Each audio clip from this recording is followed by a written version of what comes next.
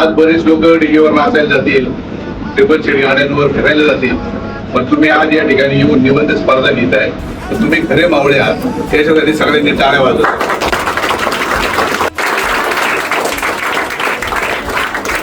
आज मला शिव प्रतिष्ठान यांचं मनापासून असं स्वागत करावं असं वाटतं की त्यांनी हा अभिनव उपक्रम या ठिकाणी केला आणि चांगल्या गोष्टीला पाठबळ देण्याचा प्रयत्न त्यांनी या ठिकाणी केला. आता प्रणव सरांनी सांगितलं की कोणीतरी कॉपी आणली होती.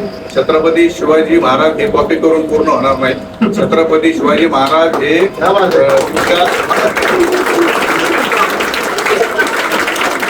आपण या ठिकाणी बोलून टाकला होता की शिवविचार मनामनात आणि शिवजयंती घराघरात ही संकल्पना सर्वांनी राबवली पाहिजे. प्रत्येकाच्या मनात शिवराय असले पाहिजे आणि प्रत्येकाच्या घरात ही शिवजयंती मोठ्या प्रमाणात साजरी झाली पाहिजे. तोच खऱ्या अर्थाने त्यांना आपण दिलेला एक मान सन्मान असेल असं मला वाटतं.